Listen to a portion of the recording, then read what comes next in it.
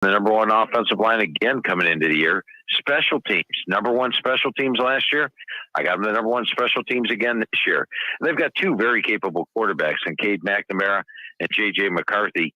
Whoever ends up winning the starting job, and right now it looks like it's going to be McNamara, but they're going to do outstanding. They've got tremendous receiving core. This is a very good Michigan team. I actually have Michigan favored in their first 11 games this year. I've got them going 11-0 when they travel to face Ohio State on the road on November 26th.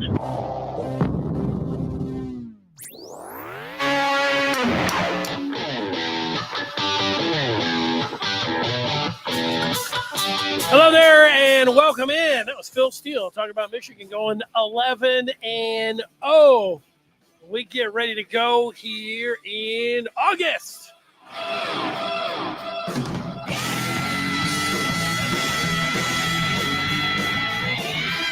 Yeah, it gets you excited when you get into another month and you're looking ahead and you know that football is not too far away. We're ready to go kick off August and get some hype going surrounding the Michigan football team. There is plenty of hype to talk about with this team. And I made a list of the 5 most hyped Michigan players heading into camp. That's what we're going to be talking about today. I've got some recruiting notes. So people already, if you're somebody that wants to get in on some feedback, go ahead and leave the feedback and we'll get to it. Antoine already asking, any word on the barbecue? Yeah, lots of word. And, you know, one thing for sure that you would know about the barbecue, Antoine, is that if you went to michigan.rivals.com and signed up for the Maize and Blue Review, which I should add is free up until kickoff, you would know everything in detail by the minute with a live thread over the weekend. This guy, that guy, he's in, he's not, he's committing. This is looking good. This is looking great. This is what it was a blow by blow of what happened in Ann Arbor over the weekend.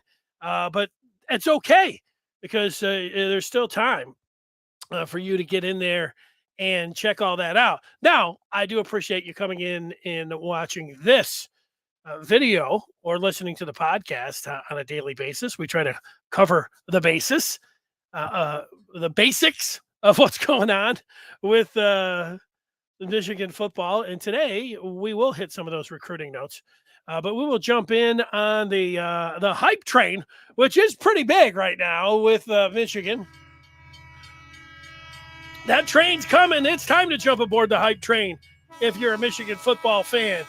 And without further ado, let's get to the 5th most hyped player in front of camp opening up on Wednesday. Hype train number 5. The 5th most hyped player to me is Mike Morris, number 90, the 6'6", 278-pound defensive end. Yeah, Michigan lost Aiden Hutchinson, who was down in pads in Allen Park singing Michael Jackson's Billie Jean today. And David Ajabo isn't there. But if you watch Jim Harbaugh heading into spring practice, he said Mike Morris could be the next Aiden Hutchinson. Mike Morris could be the next David Ajabo. The defense is scary good. And the first player that Jim Harbaugh mentioned was number 90, Mike Morris. To me, that's enough to get to board the hype train. Michigan needs him to be an impact player. They've got a bunch of different guys there, but right now, leading the hype as an outside linebacker defensive end, it's Mike Morris. Let's be honest about that. He comes in at number 5 on the list. I'll give you a little chance to think about who the top 4 are as we go to the messages. Antoine asking if we've got the scoop on the barbecue. We do. And like I said, I give you, I could sit here for the next 5 hours talking about all the different things that transpired at the barbecue. I'll give you some Reader's Digest notes on what happened. Adrian, he's already tickling the twine a little bit. This was one of the, to me, big developments. Is it the biggest development? Okay, I think it is.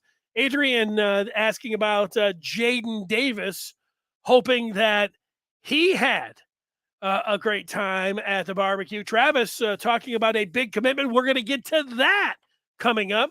Travis indicating that Michigan is now ranked ahead of Michigan State in the 23 rankings. That sure didn't take long to close that gap.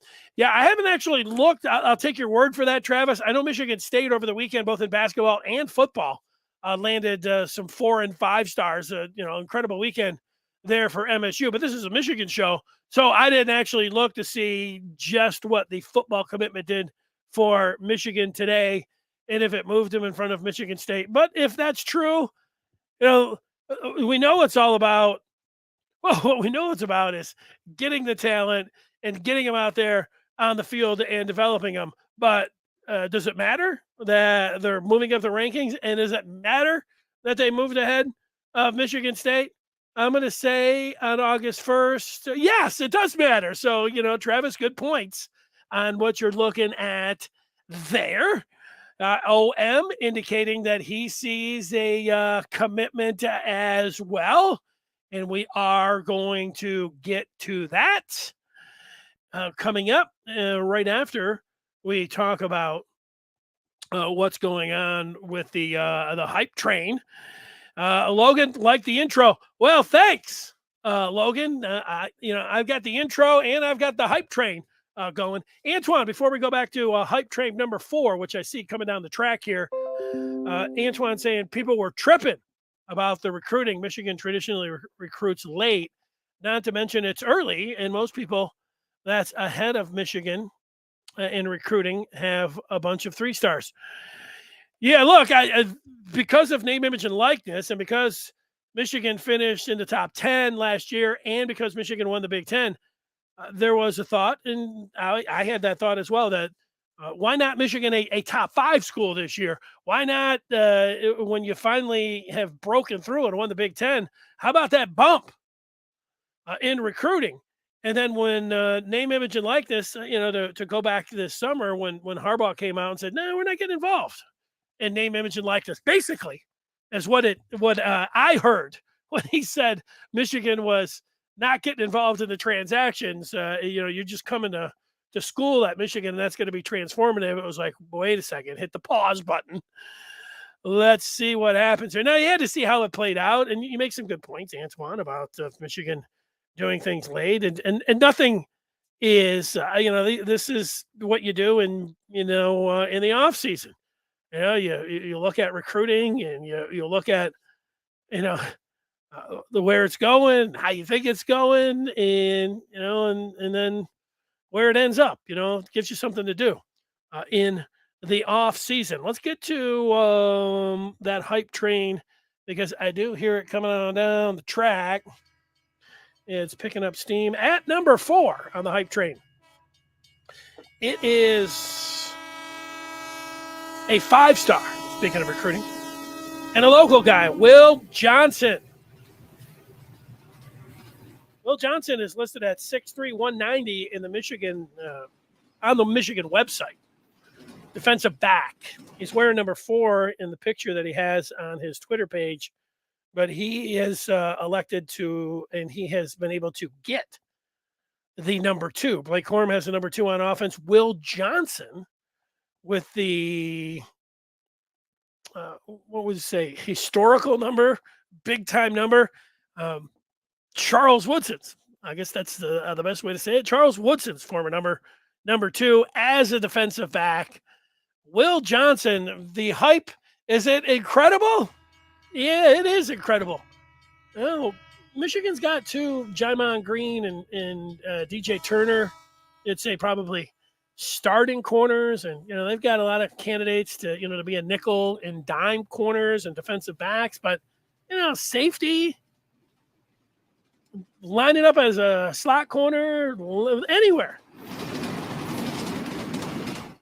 I think we're going to see a lot of Will Johnson in the preseason. In the preseason, by that, the non-conference in those 3 games. We'll get quite a bit of Will Johnson. Would it surprise the host right here, sitting here right today on August the 1st, if that by the Big Ten season, which starts officially on September 24th when Michigan hosts Maryland, and then they go October 1st to, so we're talking in 2 months from today. I like it. August, September, 2 months from today is October 1st. They are on the road at Iowa. Would it surprise me if Will Johnson is in the starting lineup against the Hawkeyes? That would not surprise me. We've heard about Will Johnson for years. When you're a 5-star, what comes along with that? The great hype. And hype train number 4, I'll hype him up to say, yeah, it wouldn't surprise me.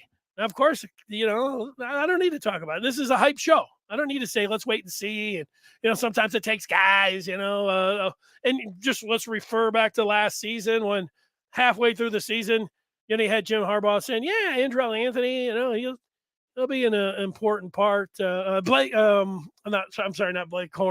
Donovan Edwards, maybe we'll see him a little bit more in the second half as well. JJ McCarthy, those guys were true freshmen. And then was by the second half of the season, although we did see a lot of McCarthy in, I'll say, mop-up duty in those first couple games in there playing and then sprinkled in through the Big Ten. But those other guys, Andrell Anthony, I know he played a little bit the week prior to Michigan State against Northwestern, but he made his mark, really, against Michigan State last year with that 93-yard touchdown. And Donovan Edwards, we may have saw a little bit of him, but he didn't really break out until, what was that, week 11 when they went to Maryland. And that was a long time before you would say he looked like a superstar, at least flashed like a superstar. He may have got some snaps before that. I mean, what you say,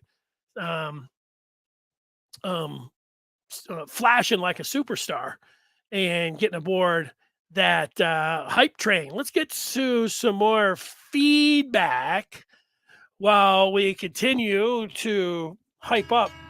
There it is. Antoine hears that train coming. Travis taking a guess at the hype train. He's got Mozzie, DJ Turner, Darruis Clemons, Kenneth Grant on the hype train. Otis has got Graham and Grant, hidden gems that Michigan got. Both of those guys, defensive tackle nose guards, and I know that Grant specifically was talked about. We talked about him on Thursday and Friday. Bruce Feldman was talking to Jim Harbaugh, and Harbaugh was, making these, given the 40 times and all of that out for Grant, which was pretty impressive. Adrian's thinking D. Edwards. Otis is thinking that Will Johnson at Mr. Johnson. That's true. They flipped 4 top recruits on signing day. Yeah, the flipping, it can happen. Logan guessing that both Johnson and Darruis Clemons will be on the hype train. Antoine thinks that Will Johnson played very good in the spring game. He already's got the look. Like he's ready, not surprised by the staff that Michigan has got. He's very confident in him being ready. Yeah, there was a play, and I sat down in front of the press box down by the 10-yard line. So what is that? That is the southwest corner of the end zone. I stayed in the middle, and then I moved down to the southwest corner of the end zone. And there was a play, it may have been a 4th down play, but I think it was a 3rd and goal. And Will Johnson was joined by, was it Miles Pollard or Kobe Jones? I think it was Pollard, number 24. So you had 2 true freshmen out there on this 3rd and goal or 4th and goal. And both of them just had the look where you just you watch the play. I'm right up close and I see it, and they flashed. I saw the fundamentals. I saw everything that you're looking for. Those guys played it like pros.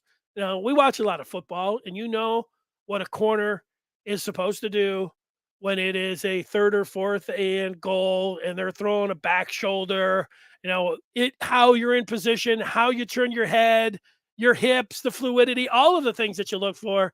Probably some other things, that, real scouts and things like that, their footwork and all the different things. But you can just watch it as a fan and you look over there and you say, those guys look like seniors. These guys look like pros over there playing that pass. And so, Will Johnson, I'm in there. Will Johnson being 6'3" is intriguing. Me too. That's big for a corner, big rangy corner. One thing I thought about that, Otis, I was looking at Rivals, had him at 6'2", but that is on the Michigan website. And spring game that I mentioned, I have the spring football roster. Let me see if it checks out. It does. I printed up that roster. Will Johnson, defensive back, 6'3". They got him weighing 190 pounds out of Detroit and Grosse Pointe South. So, yeah, maybe he's all of that at 6'3". New Daxton, I'll buy that. I am buying that. Let's get to train 3, just coming through.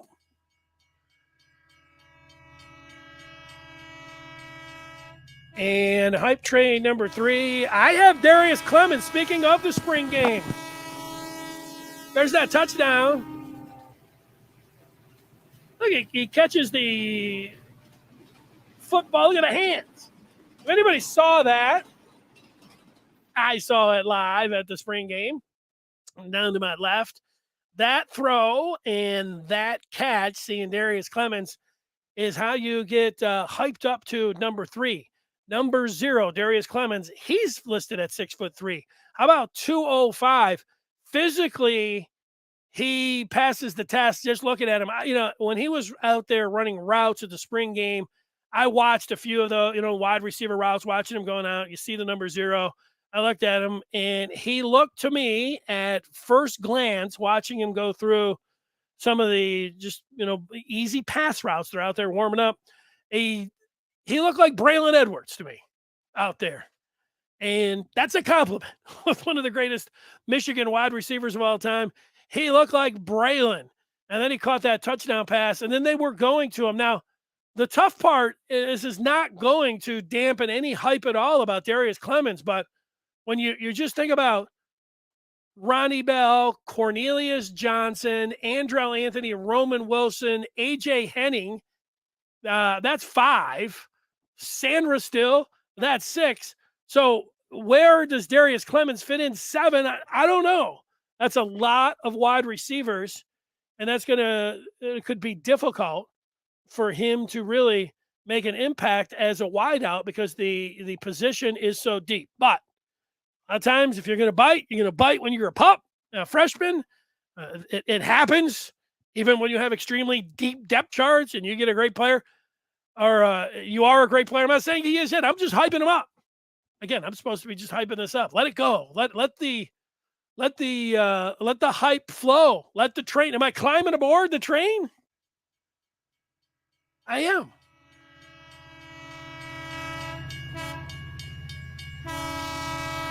That's the hype train for Darruis Clemons. Let's do it.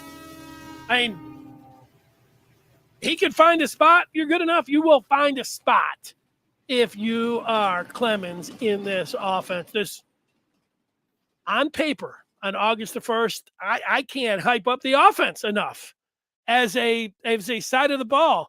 On paper, this is one of the best Michigan offenses I have ever seen. And it doesn't matter that in 2019, I was saying the same thing about that offense and it didn't materialize. Okay, it doesn't always mean that it happens, but sometimes it does with what you have. And when you go through the quarterbacks, the running backs, the wide receivers, the tight ends, and the offensive line, what else is there?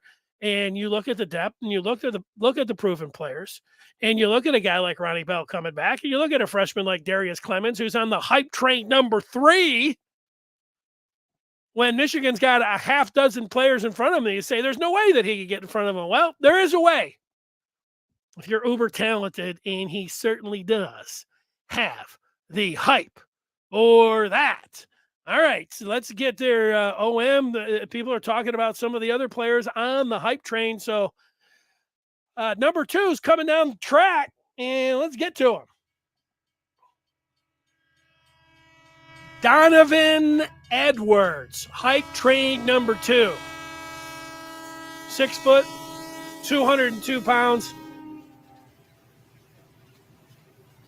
A lot of hype here with Donovan Edwards. Donovan Edwards against Maryland had 10 catches for 170 yards and a 77-yard touchdown.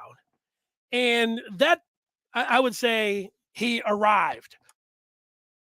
And then it was Donovan Edwards, like he just broke through. He's got this incredible game against Maryland.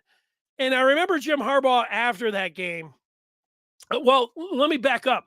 Even before the Maryland game, there were times when Jim Harbaugh, they would be talking about practice, and he would say, there's just big splashy plays by 7. Big chunk plays, 50-yarders, just talking about how fall camp was going. Even as a true freshman, it's like he is doing things. And then it was other coaches that would slip it in there saying, big play. Donovan Edwards makes big plays every practice. So then you had Harbaugh talking about splashy plays. You had different coaches at different times talking about big plays every practice. And then you had the Maryland game where he went for 170 yards and had the 10 catches. And then he had the Ohio State game. And I don't have the numbers for the Ohio State game, but you remember he just he was flaring out for a little running back screen. And they threw him the ball. He just stuck his arm out like at the last second, like, whoop. Man, it looked really easy. Caught it one hand, put it in, tucked it, and then went up the field. And it was just the effortlessness, like the second nature. It just like everything about it was like, this guy is a star already. And then you had the Big Ten championship game where he just rolled out and then he stopped and then he fired the ball down the field. Now, forget the quarterback competition between McCarthy and McNamara. The best throw last year that was on the money. It actually wasn't J.J. McCarthy and the ball that he threw all the way across. It wasn't McNamara's 47-yarder. All were fantastic. It was Donovan Edwards who threw the perfect pass and got hit while you go back and watch that. You forget about that. They should have called it.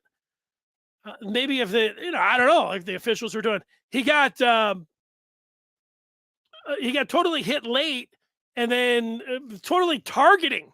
It's right in his face, targeting. Guy launched, hit him with the crown of the helmet in his face, and he still was able to complete that long touchdown pass in the Big Ten championship game to Roman Wilson. The hype train, you would think just for that, but then it was just last week. Jim Harbaugh. You remember what Jim Harbaugh said last week about Donovan Edwards? He didn't just call him exciting. What did he call him? I don't know. I guess I should have looked this one up too. I think he called him something like super incredible, super prospect, super something, super player. It was better than super player. It was something like he's super incredible. And that bumped him up on the hype train to me. I'm aboard. And there's been a lot of this. Somebody was telling me, I didn't see Joel Klatt called Donovan Edwards as his sleeper Big Ten player of the year. Former Michigan offensive lineman John Jansen was talking about Donovan Edwards as a big-time sleeper. I don't know what context that he put it in there, maybe from Big Ten, All Big Ten, All American, whatever. But that's a knife. There's the hype. And then Harbaugh joining in on the hype last week. I'm not going to stop this train. I'm jumping aboard the Donovan Edwards train. Now, it doesn't mean I don't like Blake Corum.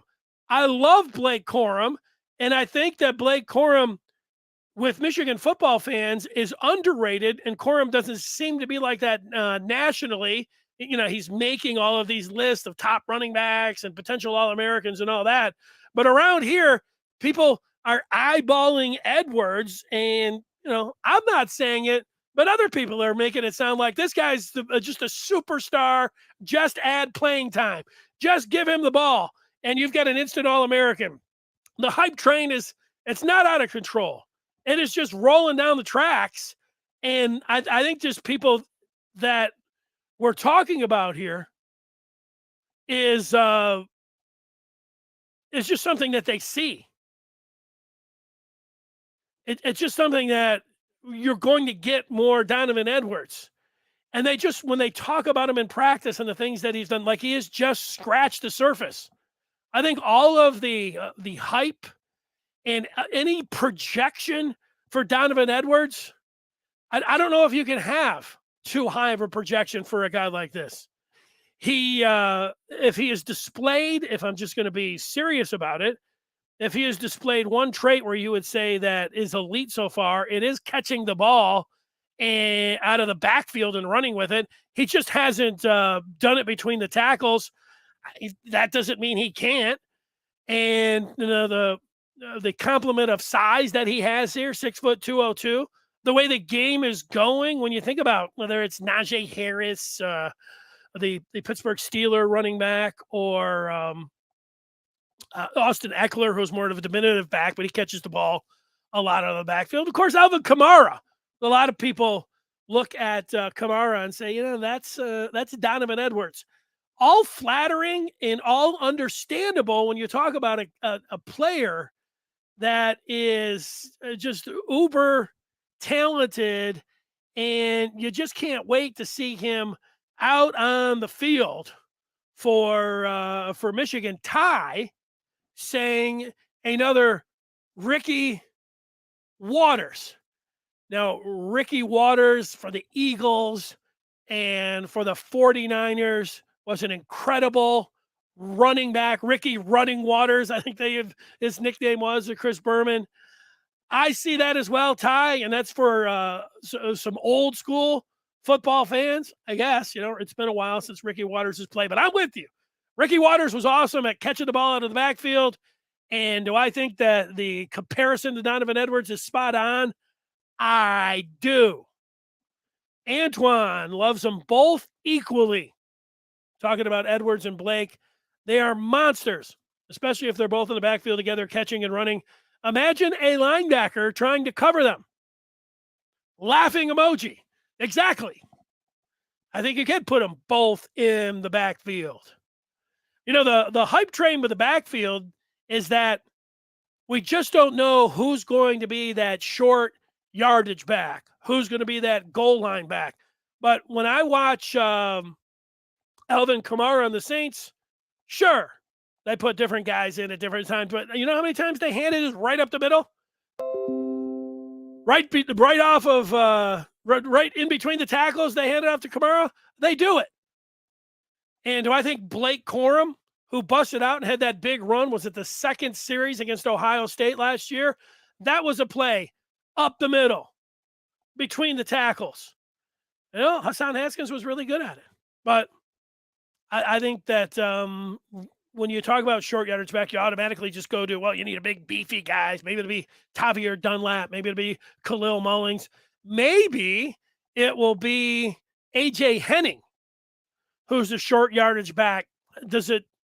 Sometimes it takes, you get a guy that just has a little bit of success and the offensive line believes him and everybody else believes in him. And then, that is your guy. Of course, you don't want to tip anything off.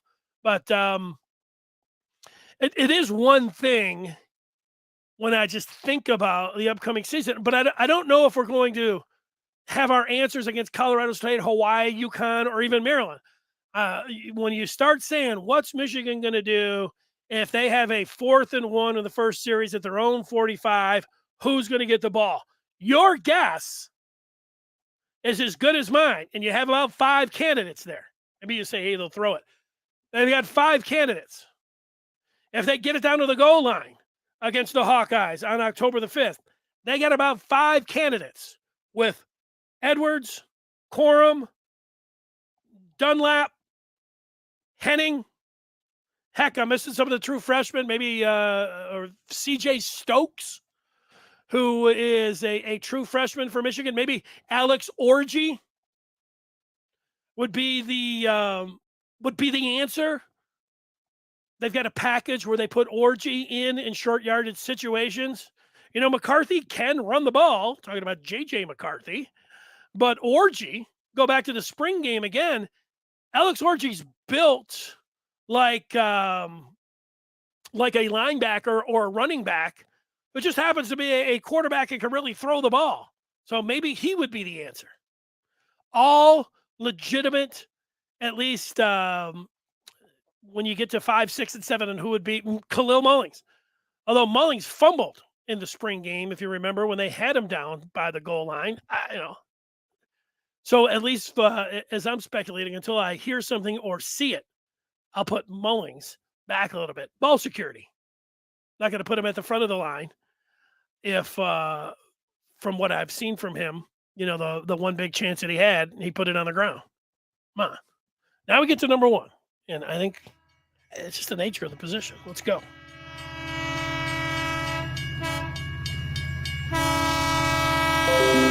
Hype train number 1 coming down the track.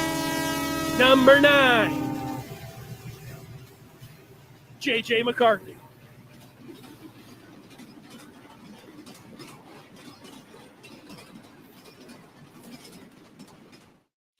There it is. Otis knew it. It's the nature of the position. Everybody gets hyped up about the quarterback. I know a lot of people, if you spend time on social media, you can get a lot of wild, arguing, you get trolling, you get all back and forth. But even by Michigan fans, I saw one that stuck out over the weekend. There was a guy saying, people that tell you that there's a quarterback controversy at Michigan don't know what they're talking about. McNamara has won over the locker room. Everybody else don't know what they're talking about. Well, and, I like this guy, actually, that made the tweet, and, I can understand where he's coming from. But when you have a top 10 type team, Michigan's going to be that preseason. They're top 5 for me, but I think safely they're going to be a top 10 team. And you are playing 2 quarterbacks. If you look in the book, what makes for a quarterback controversy? Here it is, right here. Playing 2 quarterbacks at different times in the game equals quarterback controversy. Number 1 on the list is playing 2 quarterbacks in a game when the game is still not decided. That is a quarterback controversy. So Michigan does have a quarterback controversy. It doesn't mean that it's going to be bad. It doesn't mean that it actually is a quarterback rotation, because last year, even though they were playing J.J. McCarthy, it wasn't a quarterback controversy. People wanted to make it after Michigan lost the Michigan State game, which is also on the list. Once your starting quarterback loses a game and you're playing the backup, that also gives you a quarterback controversy. But there wasn't much of a controversy last year because J.J. McCarthy was only playing in blowouts, and then he was just put in spotted in some series. This year, we are all expecting, hoping, that there is going to be more of a quarterback rotation. I don't like it. Michigan has the games where they can play around with it, where it's not going to hurt them. I do think that they should settle on who is going to be their main quarterback by October the 1st, but they definitely have a competition. You don't want to call it a controversy because you don't like controversy with your football team. That's understandable. But it's also, you should understand that saying competition, saying controversy, not everybody's, a supreme Michigan follower, and even people that are don't always just don't want to have anything, anything that can be conceived as negative, about the football program, or in the team. This is a competition / controversy. Now, the part where you go back in the history of people, quarterback play, and you see that, and it's said a lot, if you have 2, you don't have 1. I don't believe that. I think they have 2 that could be 1s. and trying to figure out how they're going to play him. It's the big storyline. You may be tired of it. You may, and everybody has their own opinion on how it's going to play out. I don't need to go over the different scenarios. Every single person that is watching this, all, 60 of you, live as we are, and the hundreds that'll listen back to it, we all could, we may have as many scenarios as the lottery. The other night, it could play out. First series, second series, first quarter, second quarter, alternating quarters. Let's see what happens in the third quarter. Score will dictate it. Play will dictate it. Whatever. I know how I would do it. I would try to put a lot of pressure on these guys in practice to have them earn those snaps and those series. I wonder, and I put a call into a former Michigan quarterback last week, and hopefully we get him on this week or next week. But if you script plays, and Michigan scripts their first 6 plays, and Cade McNamara comes out against Colorado State, and the first 5 plays call for running plays, and the 6th calls for a passing play, and you're planning on putting McCarthy in the second series, whatever, it could happen. And McNamara comes out and hands the ball off 5 times, and Michigan goes down the field and scores a touchdown. Hey, great. McCarthy comes in the second series. It's still scripted that he's going to throw the ball. He throws a 50-yard laser down the sideline, and Ronnie Bell, like he did last year in the opener, comes up with a one-handed grab. But then Michigan stalls out in the red zone and has to settle for a field goal from Jake Moody. Who had the better series? I don't know. Those are things that we will all weigh in on as the season goes along. All right, there is hype train number 1. All right, more on the feedback. Adrian talking about the 2 running backs. They will be electric. Adrian would love to see A.J. Henning in the role as a short yardage situation guy. Antoine says Khalil Mullings would be, could be that guy as the short yardage back. And since I am sitting here and I am reading it, and Antoine has called him Mullins, it is Mullings. Sometimes it just throws me off. I thought that I knew his name. Yeah, there's a G in there. That's all right. AJ on the feedback would love to see an orgy. Oh, wait, I'm sorry. Let's try that again. Hey, I would love to see orgy, Blake, and Donovan Edwards in some type of wishbone package. Imagine that. Well, I think you could see, and back in the 80s and mid 80s in short yardage situations, Michigan did have this recent. I don't know if that's recent in the 80s, but when Harbaugh played, they did have a wishbone short yardage type situation. So you could have orgy at the quarterback, or you could have orgy and Donovan Edwards and Blake Corum back there in a wishbone type situation, short yardage. I think that could happen. I see what you're saying. Ty thinks that Dunlap will be good enough for the third down and short yardage runs. He might be. He looked good in the spring game. I didn't plan on referencing the spring game so much today, but here I am.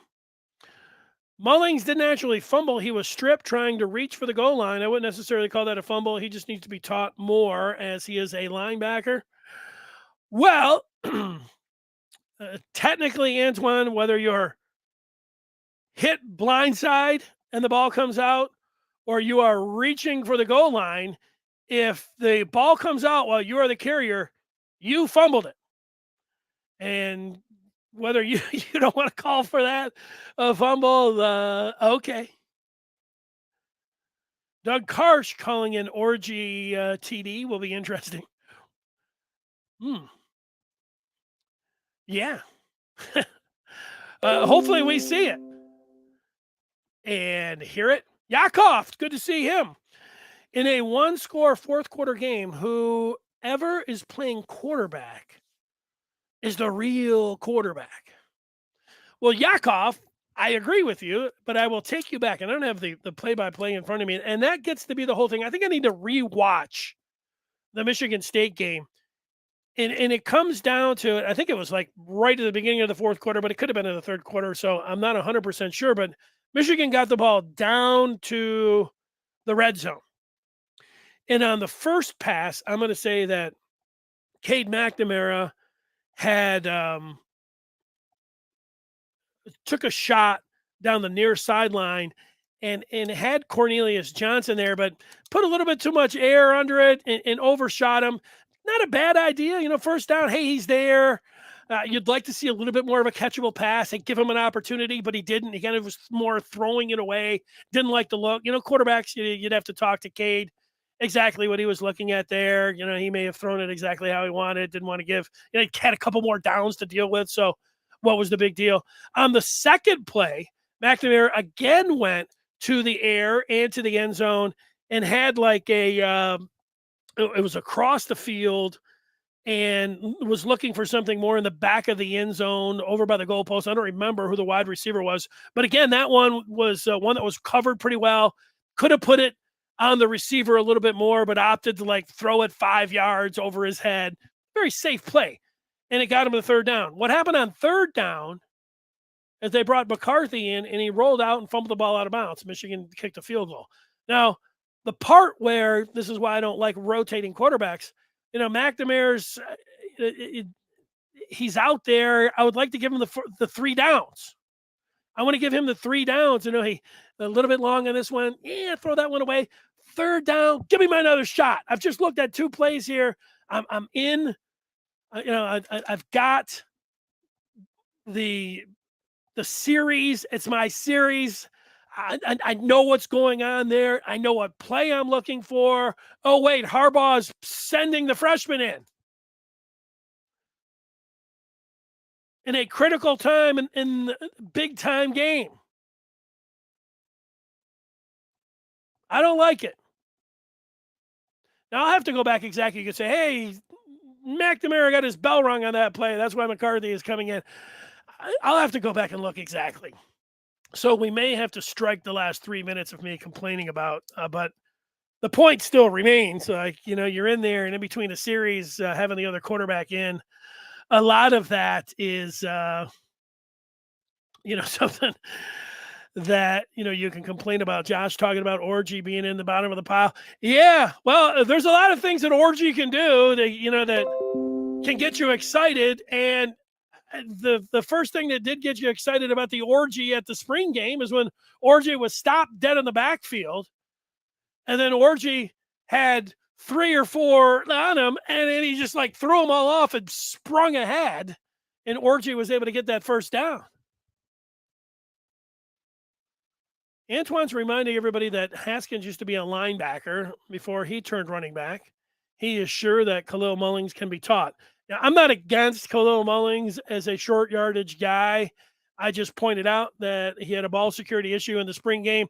I also do remember that he sprung one out and made a 20-yard run and looked pretty good doing it. So, hey, anything can happen.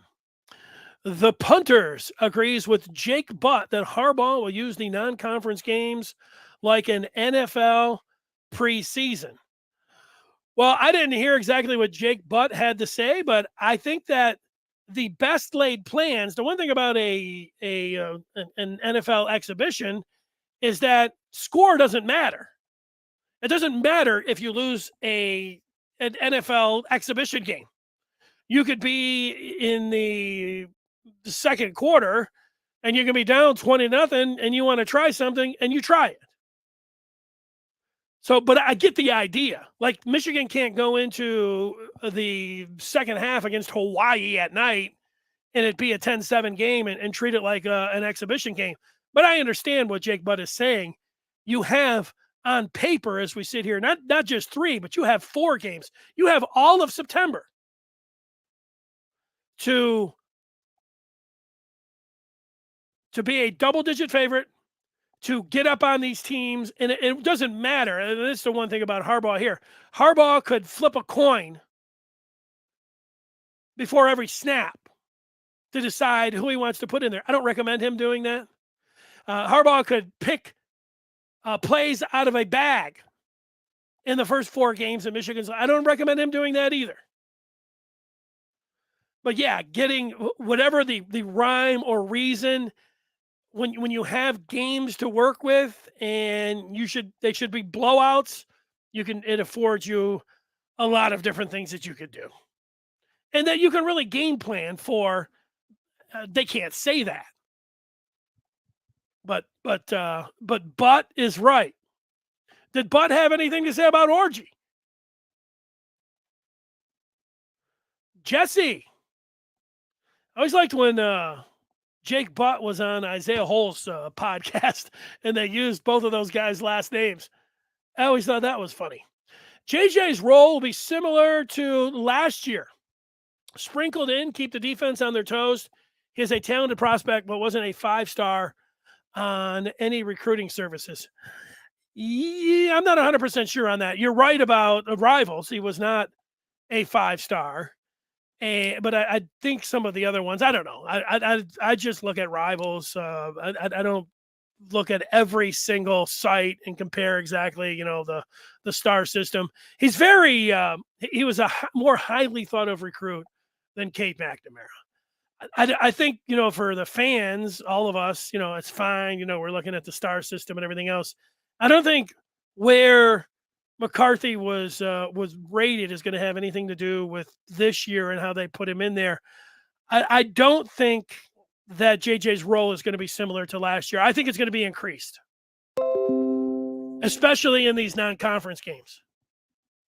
I mean, the non-conference games, JJ played a lot last year, but you need to crank it up. I mean, are you giving him a legitimate chance? I mean, here's the thing.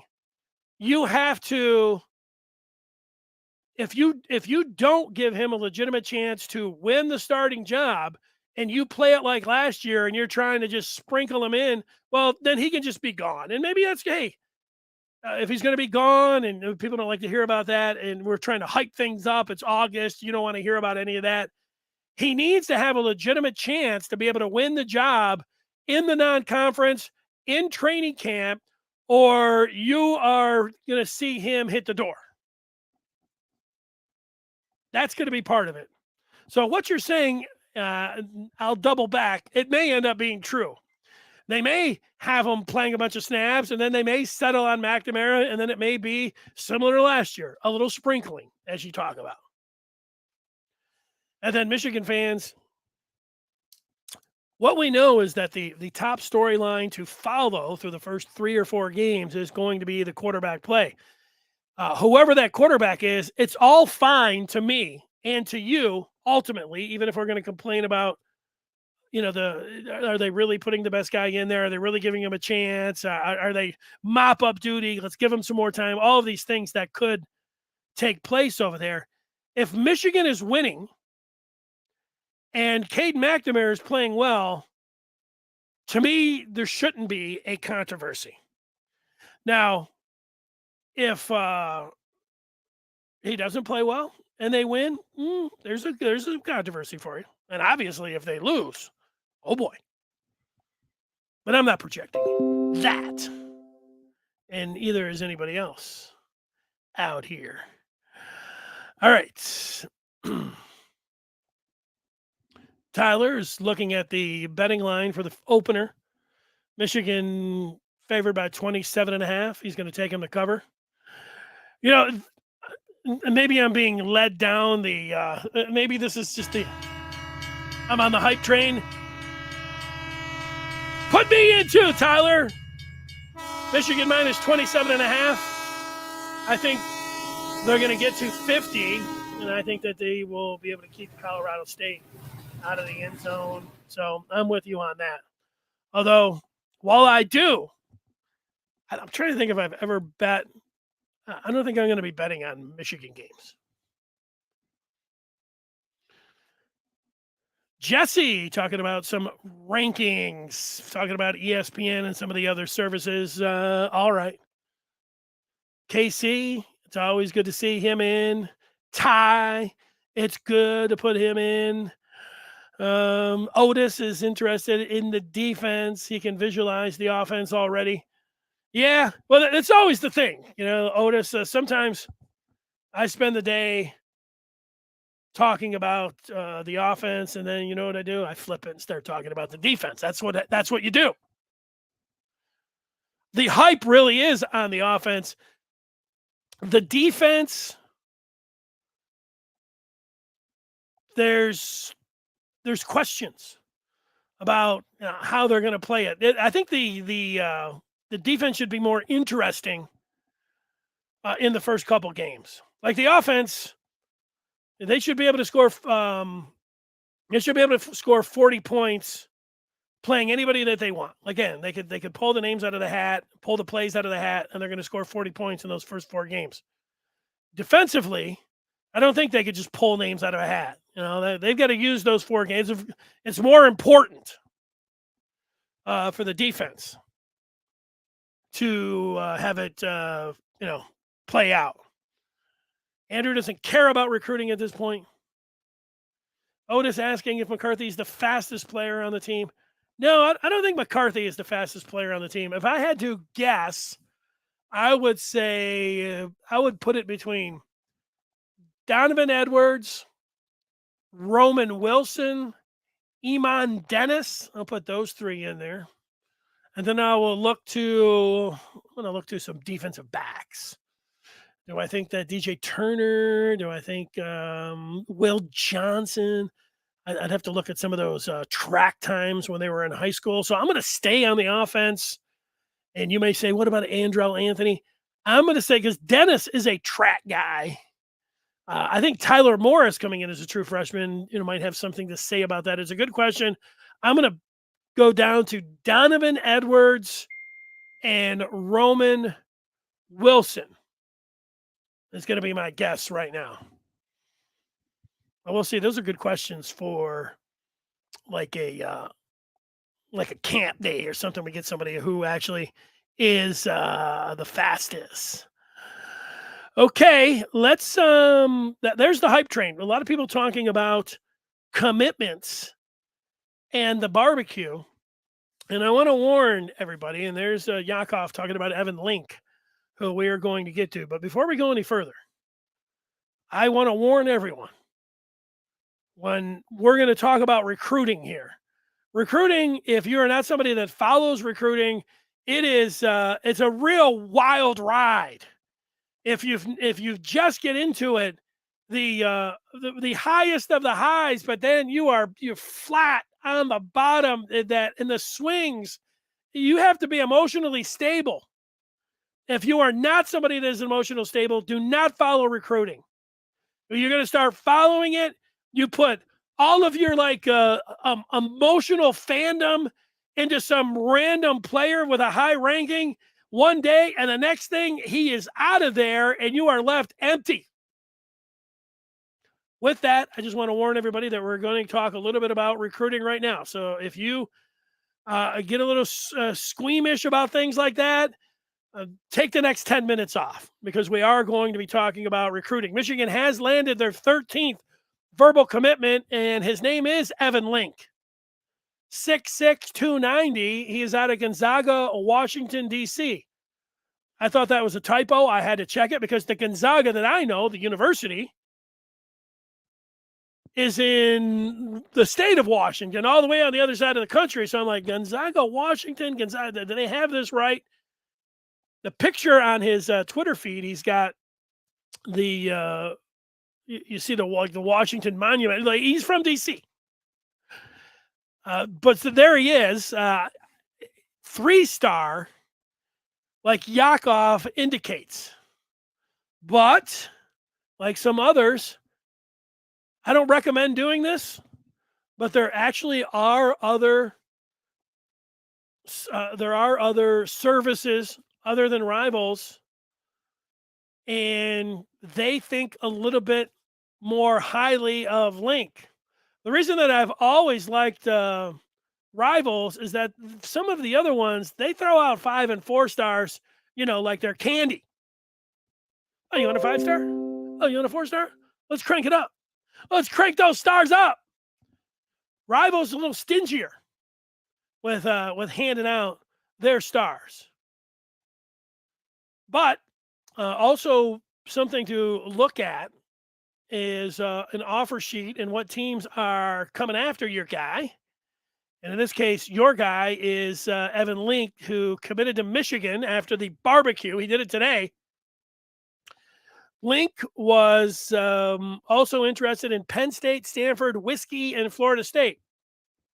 Some big-time schools in there, excuse me. Wisconsin, offensive line U, Penn State. So, Michigan got a good one here in their 13th verbal, second offensive lineman. Remember, they got Amir Herring way back at the, I think, beginning of July. So their second offensive lineman, and now they are to number 13 when it comes down to a verbal commitment. Yakov says you should post some grainy video of your playing days. Ooh, I don't know. Like, I only played 2 years of high school football. I am not sure that there is even video of those days. There is a picture in one of the, I don't think I got my sophomore, and maybe even be a freshman. But, you go through the yearbook. I don't know if they have yearbooks anymore. But you get the yearbook and you get to football. And there it is. And they have, I did make the yearbook with my freshman or sophomore picture. I'm sitting in there. That, I think, is all I have. But I do have a black and white team photo. I'm not sure if that's from a freshman. And I have a few stories. Now, I do have some video from basketball. I know one of the guys still talk with friends from basketball from high school. And one of the guys, his dad taped, I think, all 4 years, every game. And then one time he'd loaned me a VHS tape, and then I lost it. So he has all of them except one. I think that was one of my better games, too. I don't know. Somebody stole it. They wanted that 50 and hype video where I actually hit a few shots. It would be interesting to put it together just to see what that video would look like. I'll work on that. Ty is predicting more sacks on defense, but less pressures. Would I want that? Would I want more? I guess I would have to. Ty, that's maybe tomorrow we'll go with predictions. They don't have to be outlandish. Just your off the cuff predictions. Not right now. Tomorrow's show. Andrew making a prediction that they will be better against the run this year. They were susceptible against the power run teams last year, and they'll have more bodies up front. Well, they certainly were susceptible against Michigan State. K9 still running. They were outmaneuvered on defense by Mel Tucker and company, and they were never able to get Kenneth Walker on the ground. He had 5 touchdowns. They did stiffen up against Penn State, but the state game stands out defensively. The new recruit came from the same school as Terrence Williams on the basketball team. The Terrence Williams, that might be a talk to text type situation. All right, let's get you 2 more on the feedback, and Ty did clear it up. Yakov saying offers are certainly important, but not always sure if it's a committable offer or let's see where things stand in 6 months. Most people don't even understand recruiting or how it works. Trolls celebrating Michigan doesn't have any recruits. It's still early. Yeah. Well, one thing, like if you like to get tied up into other schools and what they think of your recruits, yeah, you're going to get into, some people like that. Like are you rolling? Or are you trolling when it comes down to recruiting? I tend to just like to have fun with it. I know it's a very serious job. The people that are involved in it, I respect. They remind me of detectives, the work they have to do, and they're on the phones at all times and working their sources. I mean, I have respect for the game of for the folks that are involved in doing it for a living. I look at it from an entertainment standpoint. I mostly look away from what any of a rival is going to say. But, sometimes when it comes down to what a rival might say about you, they do pick. Well, they tend to go overboard. They completely keep hitting that spot. Bam, bam, bam, bam, bam. Um, there usually is a little bit of truth in what they are saying. So I was talking to a friend of mine today. I haven't talked with in months. He is a big State fan. At one point, we were just talking about some of the different places we were going to be on September 2nd, 3rd, and 4th, and if we were going to run into each other.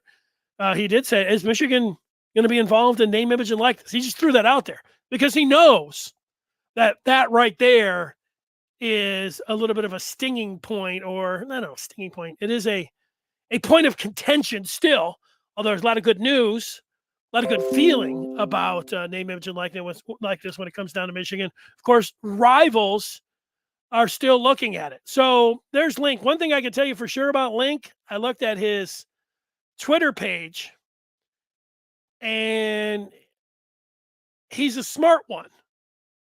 Maybe he would have been able to get into Michigan without being a football player. I don't know what his test scores are, but if you go 4.22 GPA, I don't know how you get above a 4.0. Obviously you can. That's not something that's new. People do it. My wife is taking some post-grad classes, and she was like, I got a 135 out of a 125. I'm like, I don't know. How does that even happen? Why don't they just say 135 out of 135? No. You can get extra credit. But yeah, Link, 4.22 GPA. Nice job. He's a smart one, and Michigan got a good one. Okay, on to while we are hyping it, and there's two bits of hype that I want to get to. And believe me, this is hype.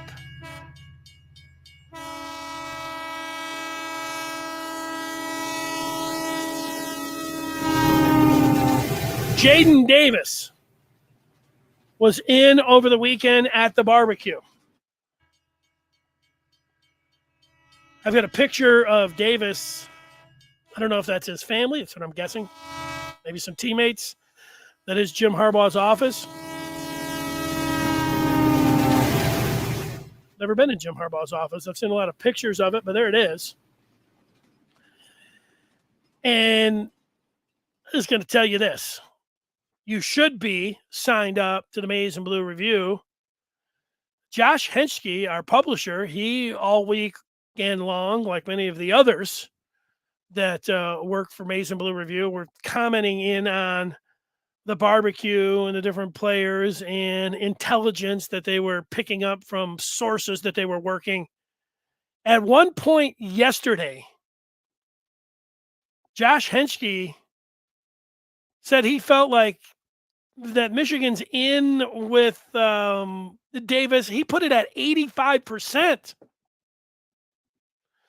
Now, look, that's I would say that if you're a Michigan fan, you got to feel pretty good.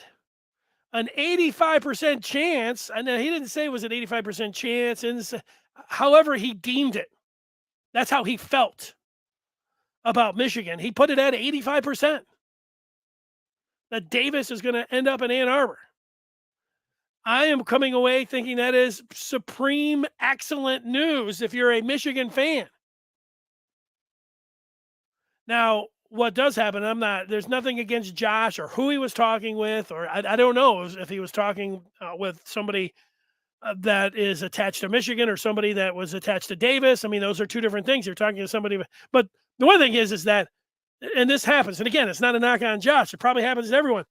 When a guy is in and on campus, there tends to be an incredible amount of optimism surrounding the player.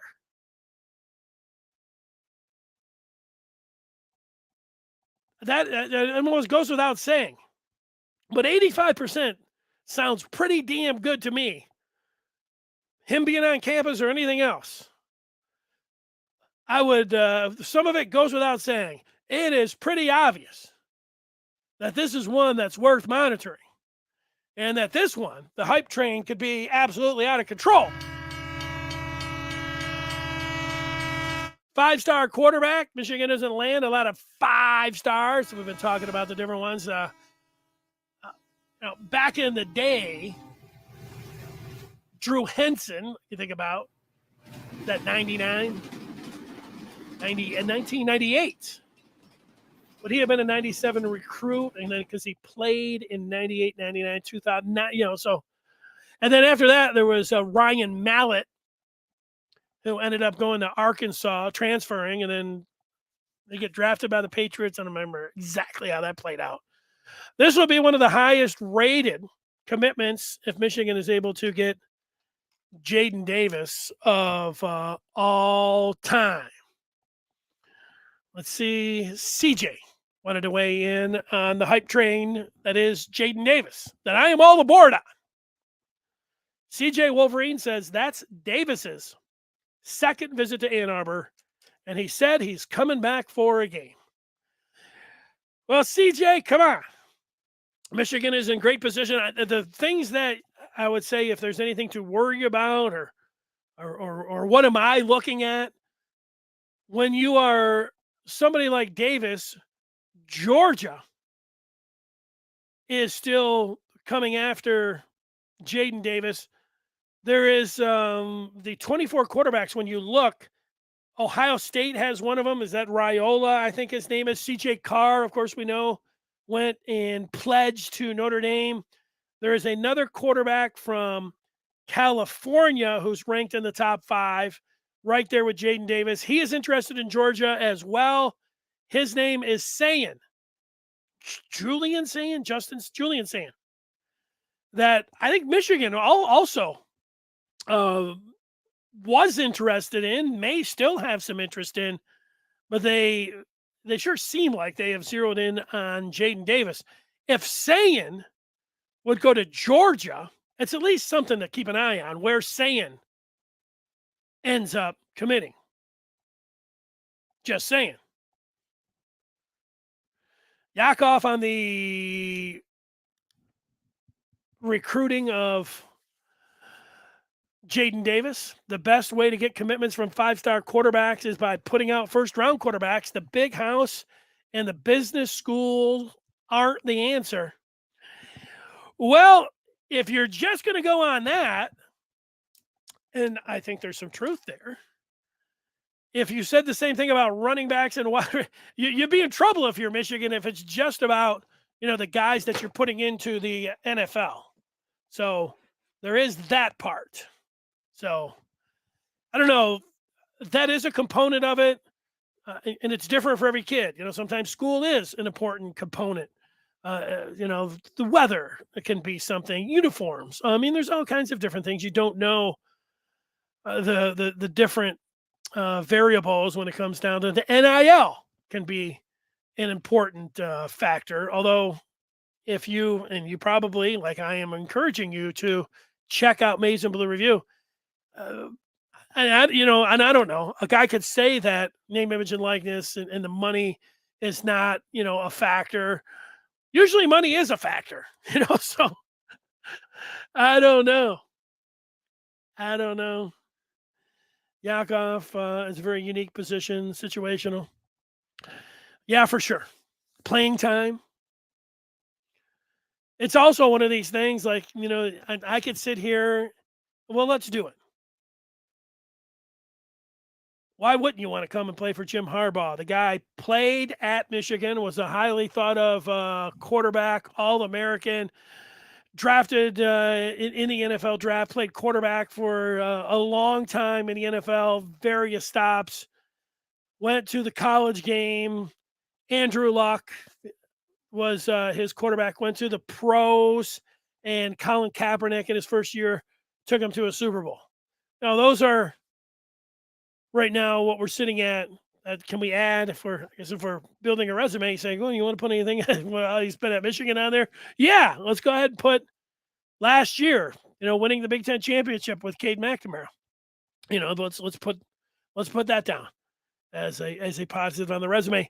The negative part you would say doesn't have quarterbacks that have been drafted in the NFL. You could name from year one all the way through.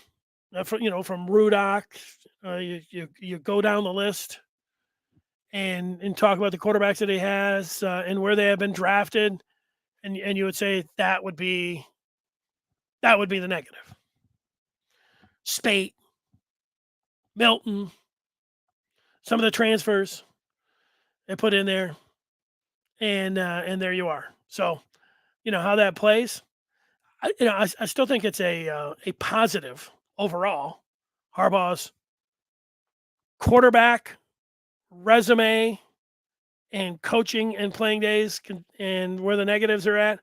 I think that the resume is still a positive one for Michigan. All right. We've got one more train coming down the tracks.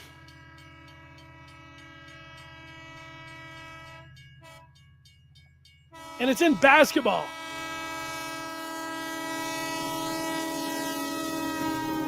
Isaiah Collier. For those that like rankings, he is a 5-star. Bona fide 5-star. And he is ranked as the number 4 overall player in 23. Overall, number 4. He is a point guard at 6'4".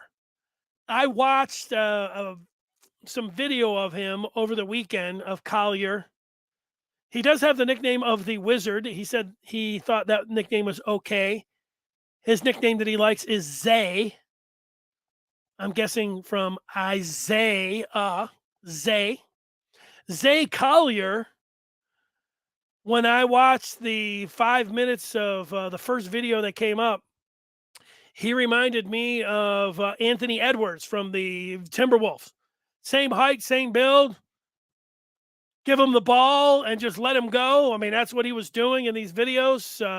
And you say, well, is he a skinny guy at 6'4" as a point guard? I put the pictures up just from this weekend of Zay Collier.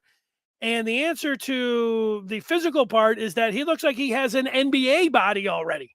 Forget having a Big Ten body. Physically, as a point guard, he is all that.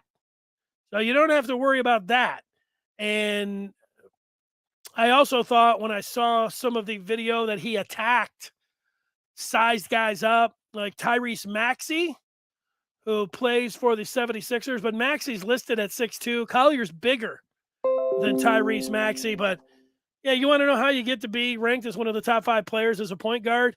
You could just do everything, and you watch the video of him, and he does. He's a man among boys. Everything is awesome. I was watching just some individual drill work, and it's like, this guy's got this is a complete game changer, all of that. Now, you say all that, and you say, hey, Caleb Houston was a top 10 recruit last year. Fair enough. This guy's top 4. So, yeah, they don't always hit, and they're not always incredible. But, when you do talk about 5 stars, you think about program changers and superstars, and you do get excited about that.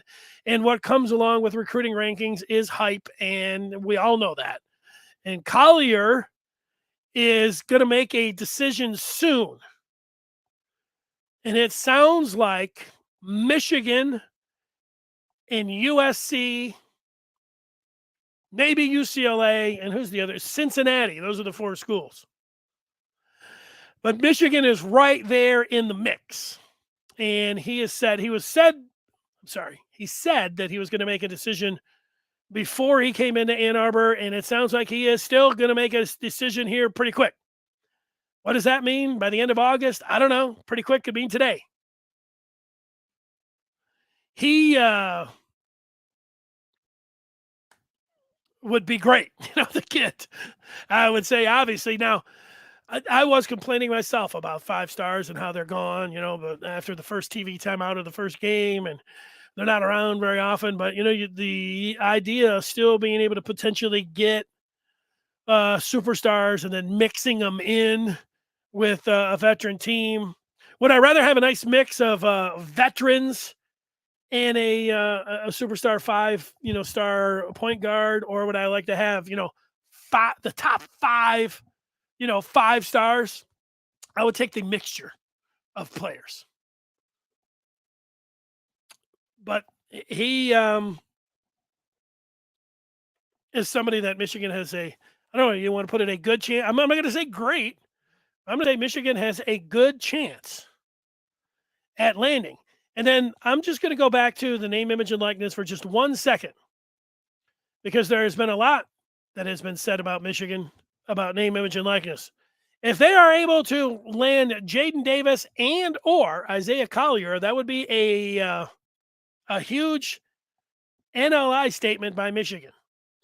Now, sure, you might have one guy that doesn't care about $1 million up front and say, hey, he's thinking about education and, fit, those, all the other things besides money.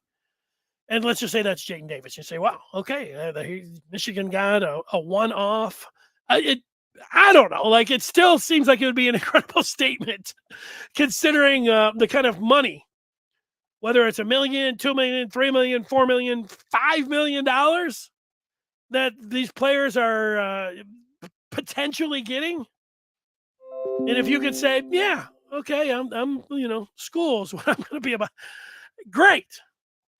And then with basketball, and especially a 5-star player, most 5 stars are gone after year 1. It's more of especially with the guarantees. Now, look, Caleb Houston did not have the kind of season that he wanted to have at Michigan, and he was still able to get guaranteed money where he was picked in the 2nd round. So most guys are going to go. So to go to a place like Michigan without the guaranteed money up front, that is also a huge statement. So we'll see. Neither of these guys have committed yet. Neither obviously have signed. The Collier would be for 23.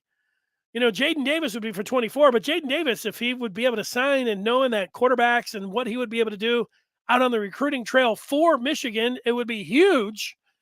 And then, Collier, just as I said, because of basketball and all of that. So there you go. I appreciate everybody getting in. Tomorrow we will take your predictions on things that you think are going to happen with the Michigan football team. Thanks for joining us. We are here every day at 1 o'clock, weekdays. Want to remind you that you can get access to premium content for free until the season opener. Use that code UFMFree22 at checkout. You can see what everybody had to say about everything that's going on with the barbecue. I just scratched the surface. Probably another 10 names I could sit here and talk about. But you want to know what Michigan's next move is? Join the Maize and Blue Review today. Go to michigan.rivals.com. I have set a record today for the longest that I've ever been on this YouTube. I appreciate everybody. I'm logging in. Paul was there. He's fired up on Clubhouse. Everybody else for joining us around wherever you're getting in. Take care, and we will talk to you. Moses wants a shout out. Hello, Moses. Moses Malone. That's it. Rest in peace, the great Bill Russell, who passed away over the weekend. We will